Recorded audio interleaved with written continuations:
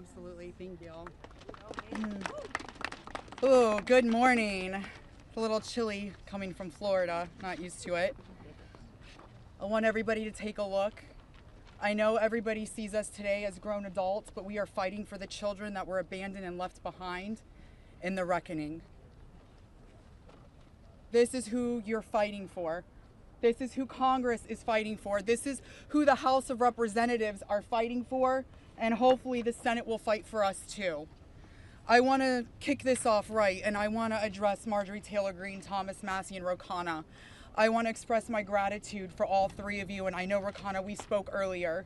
This is an incredible thing that I'm watching as a Republican, and this is non-political, but for you to go against your own party and to be ostracized, there's no place for political violence, there's no place for intimidation, and I can say firsthand, stepping out against Epstein and his crimes against children, we have all experienced that ourselves. So for you to knowingly put yourselves at risk and put your career at risk is unbelievable to watch, and we are so grateful. I also want to make a proposition for Marjorie Taylor Greene, because you've been an advocate for this.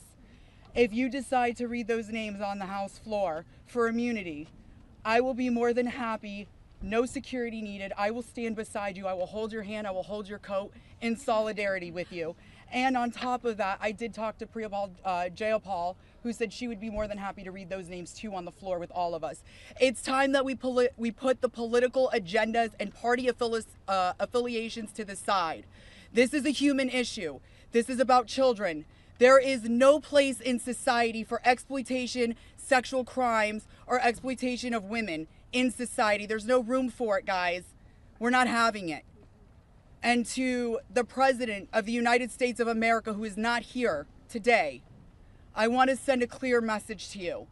While I do understand that your position has changed on the Epstein files, and I'm grateful that you have pledged to sign this bill, I can't help to be skeptical of what the agenda is. So, with that being said, I want to relay this message to you. I am traumatized. I am not stupid. I am traumatized. I am not stupid. You have put us through so much stress, the lockdowns, the halt of these procedures that were supposed to have happened 50 days ago. The Adelita Grijalva who waited to get sworn in, and then get upset when your own party goes against you because what is being done is wrong. It's not right. For your own self-serving purposes, this is America. This is land of the free. Land of the free. In 1863, we have a woman on top of the Capitol building represent freedom. I do not feel free today. I don't know if the women behind me feel free today.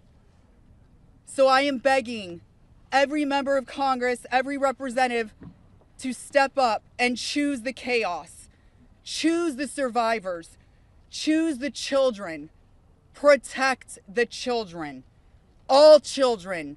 You protect all of us equally. Thank you very much for your time. Following that, Lisa Phillips will be the next survivor.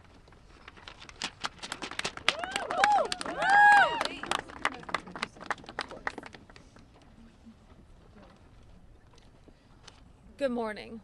My name is Lisa Phillips. It's an honor to stand here again for something America is finally united on: the immediate release of the entire Epstein files. In a divided nation, this is one demand we all share. Last time I stood here, I made a promise to all survivors watching. If those in power refused to release the truth, we would start uncovering it ourselves. For anyone who doubted that, that moment has already arrived. Since that day, more survivors across the country and around the world have reached out. Text, emails, DMs, firsthand accounts, and evidence. Many are women who were abused or trafficked through the international modeling pipeline Epstein built, promising visas, apartments, opportunities, futures, while exploiting their dreams for abuse. Most are still terrified to speak publicly because the men involved are powerful. They're connected, and as we know, they're protected. For too long, survivors have watched others speak for us.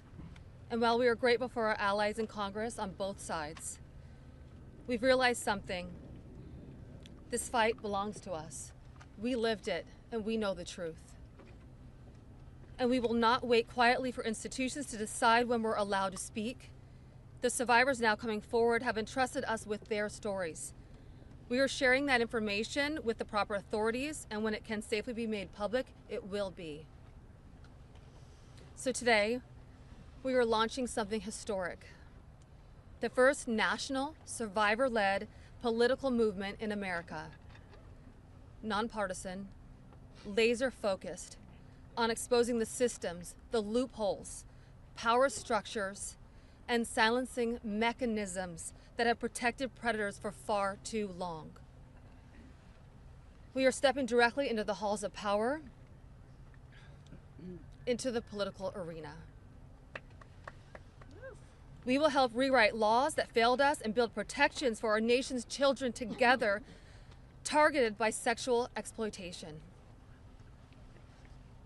Together, today, survivors begin our own fight, the survivor revolution.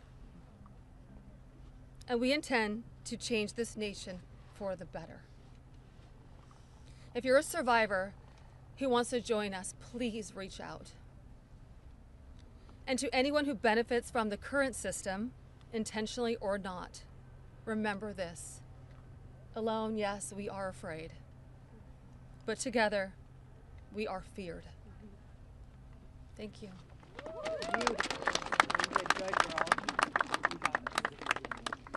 Hello everybody, I am Jenna Lisa Jones, and just as Haley, I would just like to give a little reminder that this was me at 14 years old. I was a child. I was in 9th grade. I was hopeful for life and what the future had held for me. He stole a lot from me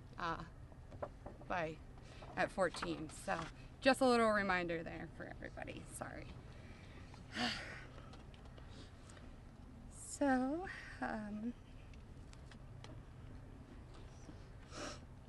I just want to start out by saying thank you for all of you for being here today. I want to start by expressing my deepest gratitude to the members of Congress who have stood with us, the survivors, in demanding the transparency and justice. Your support is a signal that this institution can still serve the American people. This issue was never one that should have divided us the way it has. In fact, it should have united us. Sexual abuse is not a Republican issue. It is not a Democratic issue. It is also not a hoax. We are here as American survivors of a man who used his wealth and power to hurt young girls and women. The world should see the files to know who Jeffrey Epstein was and how the system catered to him and failed us. Emotionally, this process has been distressing. First, the administration said it would release everything and then applauded President Trump for that. Then it fought to release nothing. Now that checks and balances of our democracy have worked and the bill is getting passed to release the files, we are hearing the administration say they intend to investigate various Democrats who were friends with Epstein. I beg you, President Trump, please stop making this political. It is not about you, President Trump. You are our president. Please start acting like it. Show some class. Show some real leadership. Show that you actually care about the people other than yourself. I voted for you, but your behavior on this issue has been a national embarrassment. It is time to take the honest, moral ground and support the release of these files, not to weaponize pieces of the files against random political enemies that did nothing wrong, but to understand who Epstein's friends were, who covered for him, what financial institutions allowed his trafficking to continue, who knew what he was doing but was too much of a coward to do anything about it. Jeffrey Epstein and Ghislaine Maxwell were able to recruit and abuse young girls and women. Then the country will learn nothing, and has horrible history will repeat itself if we do not do something about this. Thank you to the brave congressmen and women who have stood by us and recognized our side is the American side, and we should all be proud once again to be Americans. I want to just extend my thank you so much to all three of you very, very much. The first time we were here, listening to the, people yell shame at you, and when she was here in support of us, really hit home and spoke some volumes, and I just very much appreciative of your support, and we stand by you. Don't let any of them bully you. We're here for you. Thank you, guys.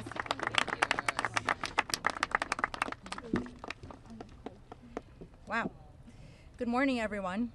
Thank you all so much for coming together today and taking the time to listen to us. Your presence means the world, and it shows commitment to understanding and supporting survivors and Americans. I stand before you today with a heavy heart. I originated from Brazil, and I came to the United States when I was 8 years old. I was only 14 when I first encountered Jeffrey Epstein, and my daughter is now almost at that age. At 14, the only things she should be concerned with are going to school, practicing at her cheerleading competitions, and enjoying her time with her friends and family. She should not have to bear the burden of worrying about being manipulated or exploited. At this age, she is still a child, and no child should ever have to face such threats. I also want to address a troubling statement made by a prominent figure on a major platform who suggested that a 14-year-old should not be considered a victim of pedophilia. This is a dangerous and incorrect notion. When we talk about how children at 14 should still be treated as children, I ask you to look at the young people around you. Remember when you were that age? Do you think you should have been responsible for being groomed? Put yourselves in our position when we were young. I'm here today not to just share my story, but to call on all of you to help make a difference. We need to support to push for the Transparency Act and release the Epstein files. Please reach out to your Congress members and senators and urge them to support this crucial legislation. The truth is something that we all deserve, and it is vital for safety and protection of the future of generations. Think about all the young people in your life, your daughters, your nieces, your friends. Let's stand together and ensure that they grow up in a world where they are safe and valued. I often wondered, why did this happen to me? And then I realized, God only gives you what you can handle. I'm here for a purpose, and that purpose is to make a difference today. So, let's stand together to protect our children and our peace. Thank you. Yes.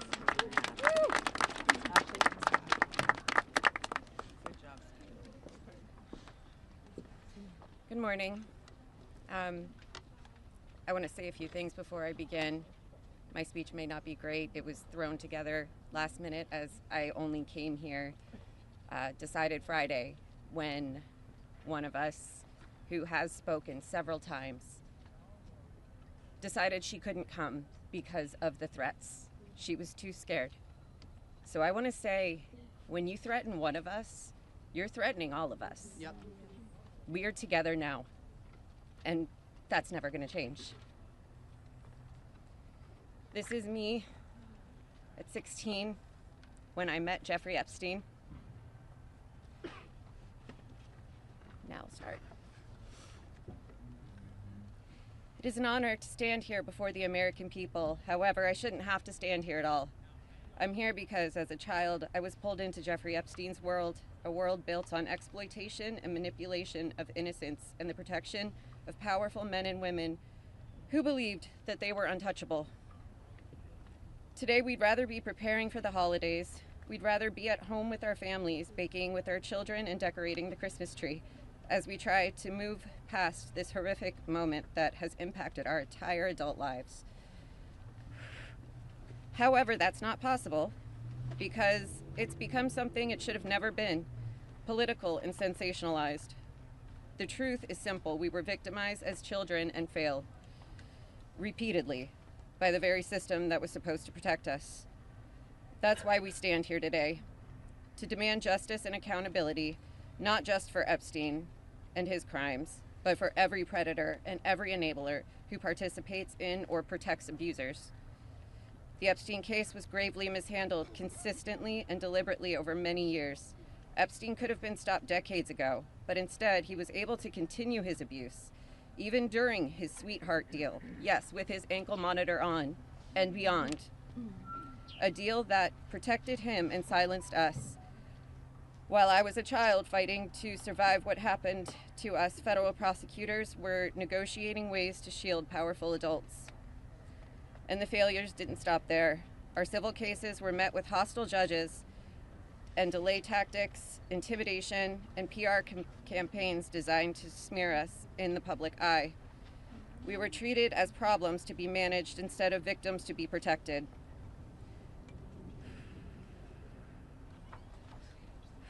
Today, something has changed. Individually, our voices were whispers. Together, they've become impossible to ignore. We are encouraged to see elected officials from both parties, thank you, come together and finally take action to release the files. I'll leave it there. Thank you. Good job. Good morning. My name is Wendy, and I'm standing here today with a truth that still scares me to say out loud. I'm gonna put this down because I can't hold both, as you guys saw, but that was me when I was 14 when I met Jeffrey Epstein. None of us here signed up for this political warfare. We never asked to be dragged into battles between people who never protected us in the first place. We are exhausted from surviving the trauma and then surviving the politics that swirl around it. When survivors travel to speak, to advocate, to stand for the truth, we do it with our own money, from our own pockets, carrying our own fear, shaking in our own bodies. There is no team, there is no paycheck.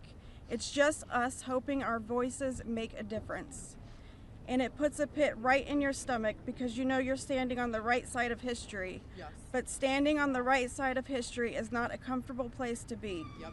It never has been. And in a sick, heartbreaking way, it's an honor to show up, an honor to speak here, and an honor to stand in light when the world tried to keep us in the dark. And what keeps me standing is, even with all this fear, I have a 14-year-old daughter myself, the same age I was.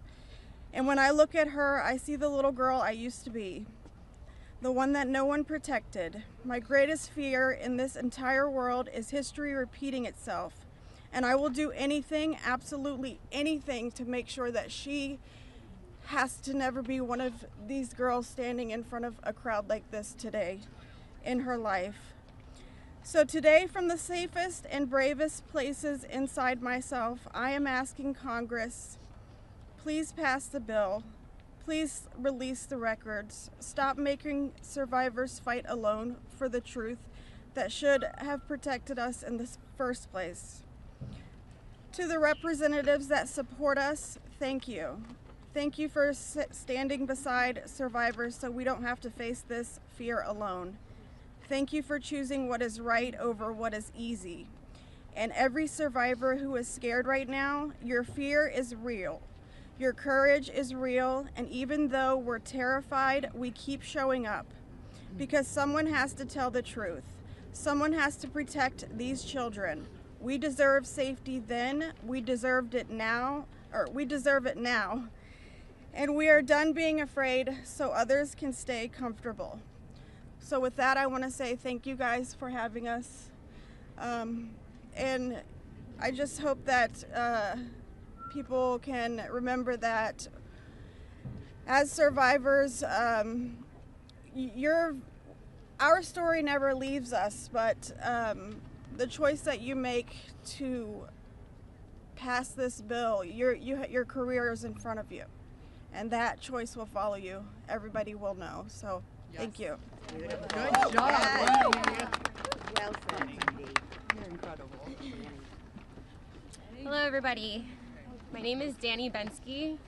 This was me at 17 years old.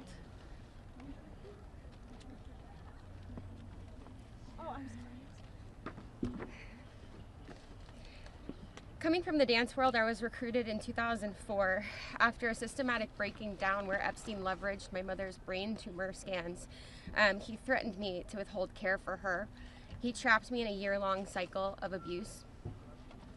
The last time I was here in Washington, D.C., I talked about being a part of this beautiful mosaic of women behind me, and they are exactly that. They are a beautiful mosaic of energy and passion and love and life. I am one story of 1,000. Think of that number, 1,000. I spoke of how big our hopes and dreams once were, and I talked about how they were completely shattered at the hands of Ghislaine Maxwell and Jeffrey Epstein. Now, I look at this amazing community behind me. They are survivor sisters. We are together. We stand together in this. And I realize that we are a representation of women across America. We come from different backgrounds. We have different religions. We are different races, different creeds, different ethnicities. We have different political affiliations. Some of us don't want to be political at all. And yet we stand here together for this cause. We're united in the call for transparency, complete transparency, to find justice. Justice for our younger selves. These pictures that you see, they're real people. I wish I could go back and give my former self a hug and say, this matters and it's going to change, and mean it. We are standing here for justice for the youth of tomorrow, and justice for those who are no longer with us, like the beautiful, brave Virginia Giuffre. We understand that the road is long, but I implore you to stay the course, please. Living in an age where you can get news in 10-second clips on your phone, I know that this is a big task for us, but it's a very personal one for survivors. It's a very personal one for us as a country. So I'd like to ask you to try something right now. I'd like everybody to close their eyes or soften their gaze just for a moment. And I want everybody to think of a child that is close to them between the ages of 14 and 18 years old. It could be your daughter, it could be your niece, it could be a friend's kids, it could be you at a former age, it could be your mother at that age. But really envision that for a second, 14 to 18 years old. Once you think of that person, I want you to think about what they feel like. What is their energy? What do they smell like? What sound do they make when they laugh? Really think about that child, just for a moment. Now I want you to picture a pair of giant looming wooden doors and an overbearing marble landing. Those are the doors to Jeffrey Epstein's house. Do you allow that child to enter or not? If the answer is yes, you would allow entrance. You stand with predators. If the answer is no, then congratulations, you're on the right side of justice. Now you have homework. I am calling for the American people. You have homework. Call your congressional leaders. Call your senators. Please support this bill. Let's get it all released. Thank you very much.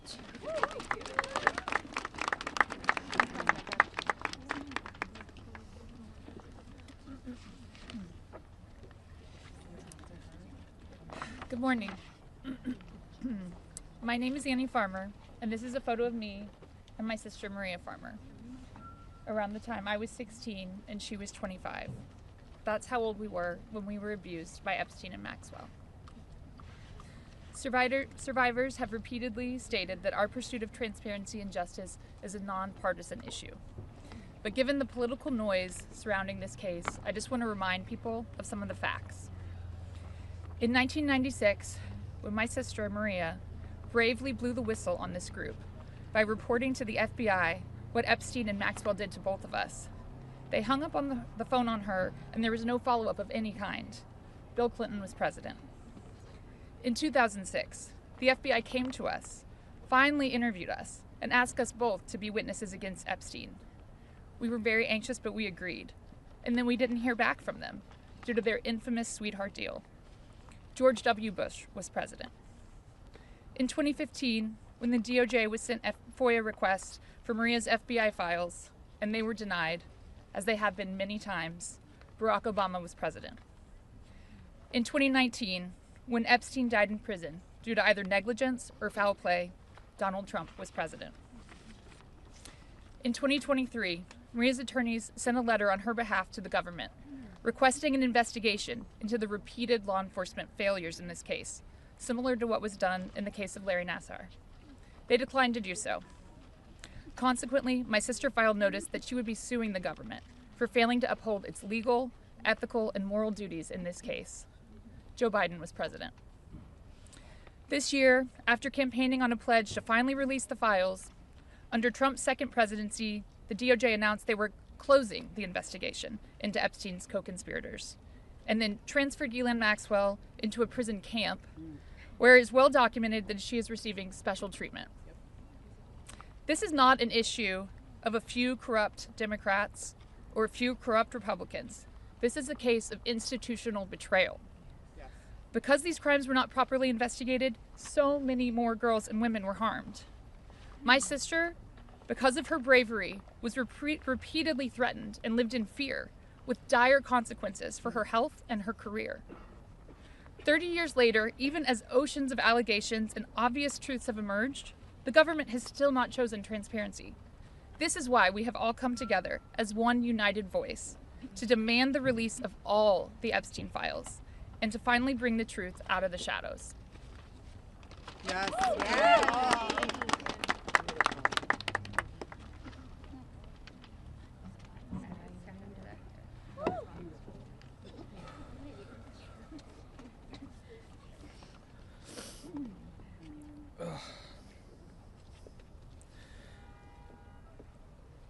Ladies and gentlemen, esteemed members of Congress, and everyone gathered here today, I want to start by thanking the three of you. Thank you. It takes a lot of bravery to do what you're doing. We hear you. We see you. It means a lot for you to be here with us, and I know my sister would be incredibly proud. This is the moment she was fighting for and the moment that all survivors are fighting for, so thank you. My name is Sky Roberts, and I stand before you as the brother of Virginia Roberts Giuffre, a warrior, a mother, and a sister whose legacy will forever resonate in the hearts of those who understand the fight against injustice. Today, we find ourselves in a place of deep sorrow, shattered by the loss of our beloved sister. Yet, we are honored and privileged to carry her voice forward and continue her relentless fight alongside her fellow survivor sisters. Virginia's story is one that should have been filled with promise, but instead it became a harrowing tale of exploitation and survival. At just 16 years old, she took a job at Mar-a-Lago, believing she had secured a dream summer position. But that dream quickly morphed into a nightmare when Ghislaine Maxwell preyed upon her innocence.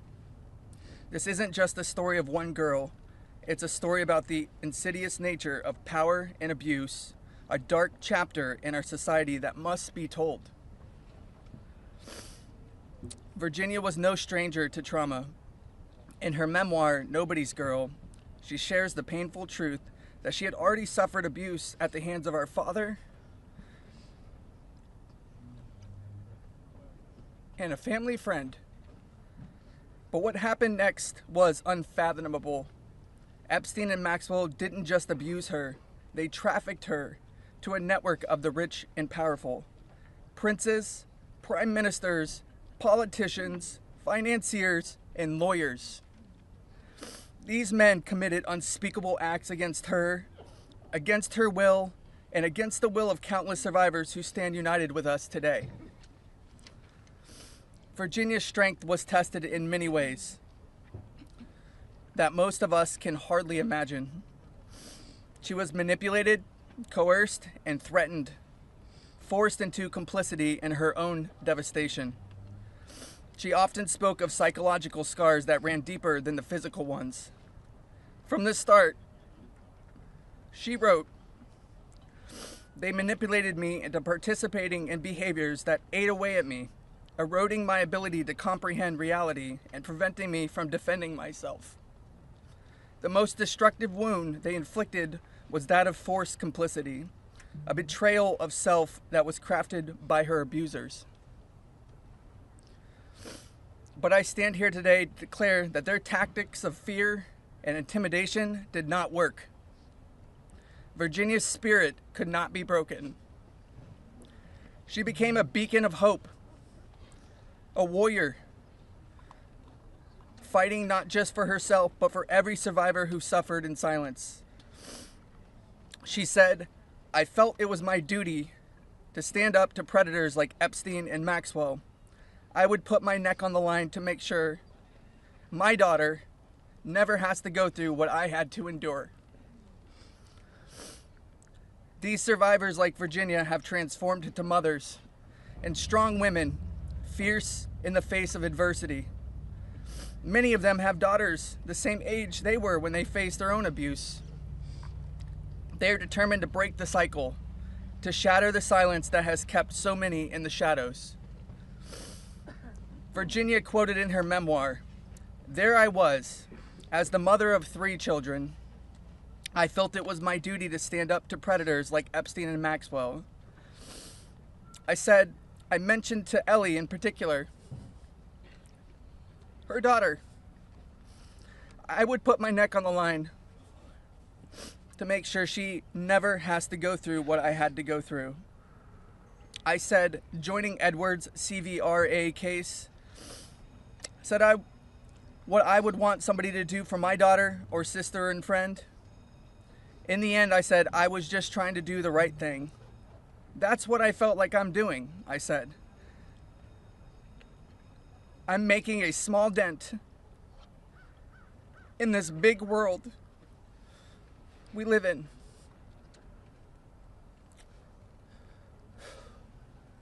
Well, sissy,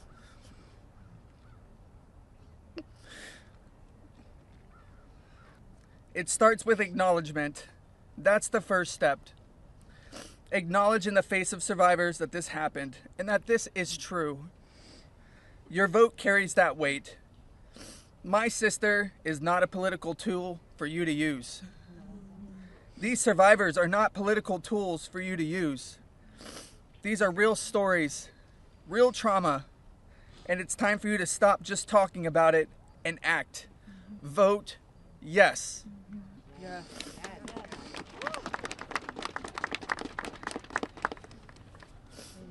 Virginia's legacy is not just hers.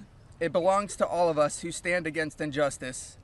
Together, we will ensure that the voices of survivors are heard, that the truth prevails, and that the horrors of the past are never repeated. Thank you. Thank you for listening, and thank you for standing with us. Together, we will not let Virginia's fight be in vain. Together, we will not let the predators win. Together, we will be the change this world desperately needs. Yeah. Thank you. It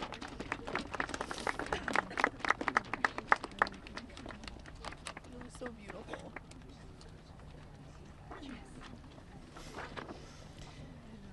This is me when I met Jeffrey Epstein in 1991. I always share the date when I talk about my story because people rarely acknowledge how long this has actually been going on. And for too long, truth has been buried, survivors have been silenced, and powerful people have been protected. And today we stand in a moment that will decide whether our government still belongs to the American people or to those who prey on them. Because when mountains of evidence and decades of victim reports across 5 administrations still lead to sweetheart deals or no prosecution at all, this isn't just one case gone wrong. It's an institutional failure on a historic scale, and every member of Congress and this administration must answer for that failure. Millions of sexual abuse survivors know the pain of speaking up and watching the institutions that are meant to protect them look away. We're not alone in this.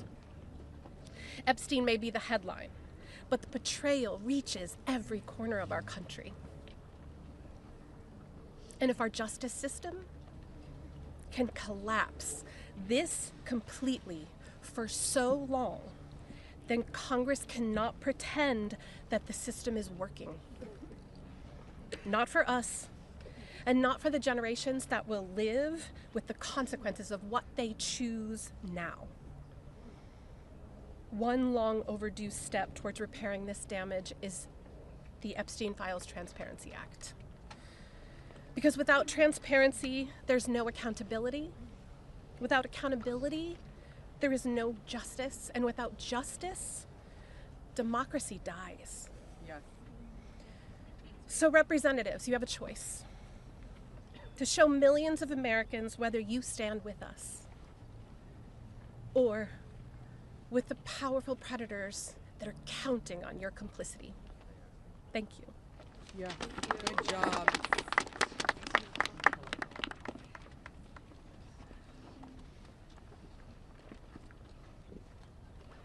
Good morning. This is me. This was me. My name is Charlene Rochard, and I stand before you today not as a victim of rumor or conspiracy, but as a survivor of Jeffrey Epstein's abuse. Far too long, survivors like me have been dismissed, silenced, are told that our pain was exaggerated or fabricated. Let me be clear. This is not a hoax. Yes, it's not. What we endured was real, and it has scarred lives across 5 presidential administrations. The truth has been buried in sealed files and hidden records for far too long. The Epstein Files Transparency Act is not just about survivors. It's about America itself. How can we keep America great if the principles the nation was founded on, that power belongs to the people, is not protected? No one, no matter how wealthy and well-connected, stands above the law. If we cannot face the truth, then we betray the very ideals that defines us as a country. By passing this act, Congress has the chance to prove that truth is denied. Yeah. I want to thank Representatives Ro Khanna and Thomas Massey for standing with us. Thank you. And I especially want to thank Representative Marjorie Taylor Greene. Her unwavering support, her courage to stand with us and demand transparency gives us strength. Thank you. It shows that this fight for accountability is bigger than politics. It's about humanity, justice, and truth. This is about America's future. It's about whether we, the people, will be heard when we have the courage to stand for truth and justice. Our voices are real. Our pain is real. And our demand for justice will not be silenced. Thank you. Amen. Yes. Girl, Charlene.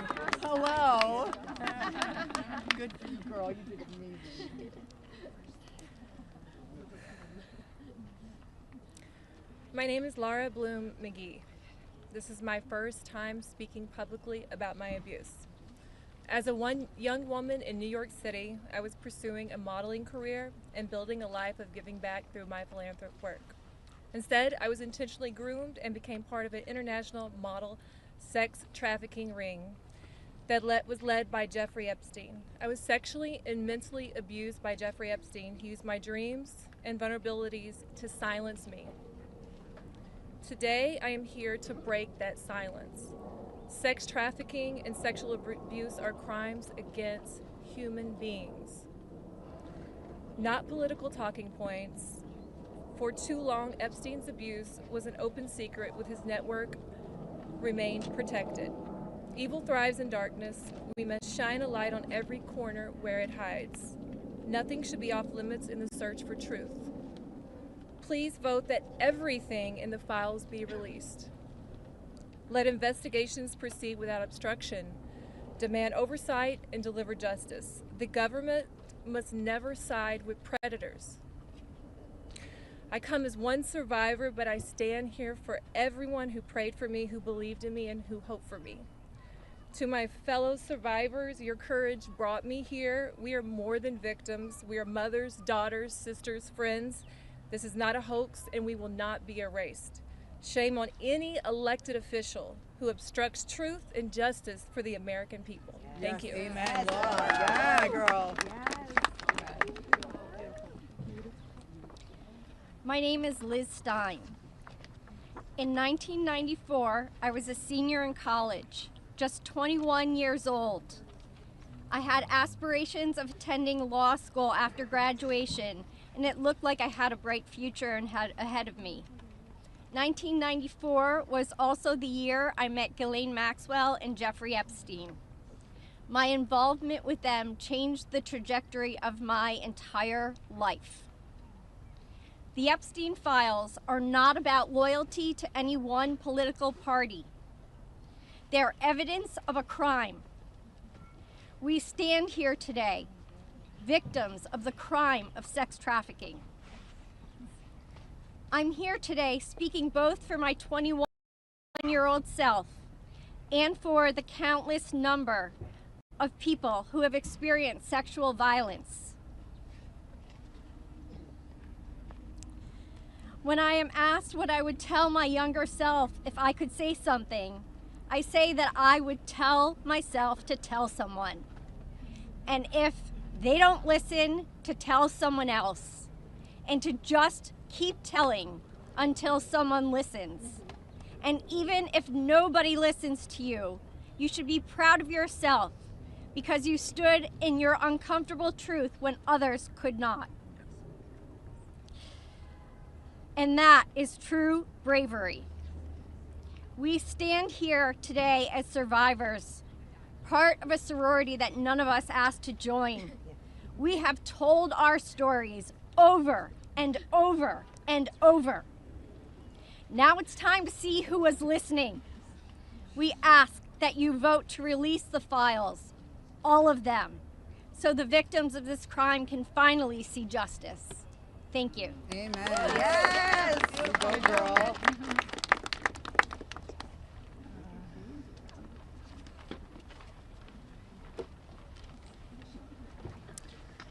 Well, hello, everyone, and I want to first say thank you for your ongoing leadership.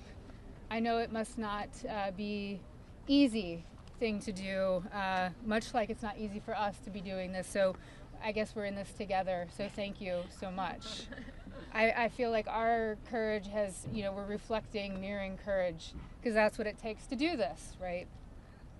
So this was me at 22 years old. I was not a child, technically, very young adult. I imagine most of you here can relate to the mindset and to be 22 years old. So today is a good day, and I thank God for that. It's widely and undeniably clear that our current political climate is quite rigid and seemingly at war with one another. This sets a stage.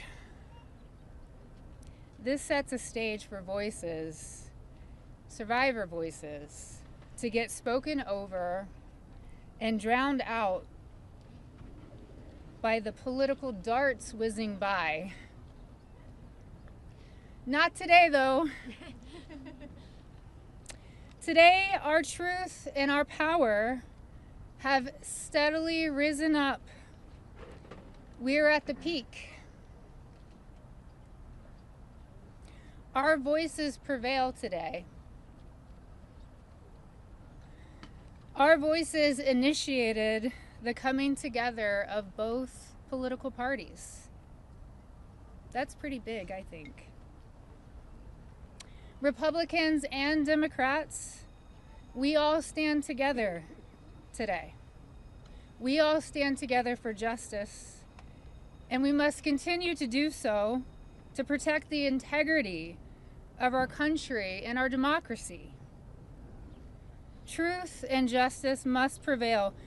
The children today are those that will lead this nation one day.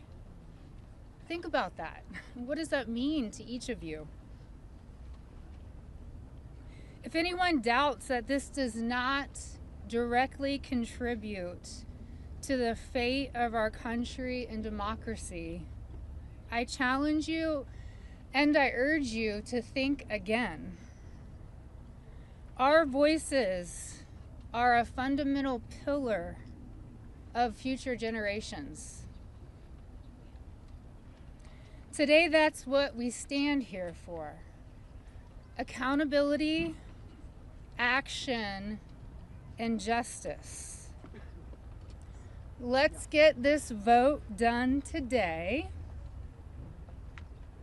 Let's send it through the Senate and straight to President Trump's desk for signing. I'd like to be there that day that he signs. I'm sure all of us would like to be there. Today is a good day, and let's keep moving forward. Thank you so much. I just want to give you a hug. Okay. Hey guys, we're actually pressed for time, so we are not going to be taking questions. Going further, I bring back Rokana. He's going to do our closing conversation and comments.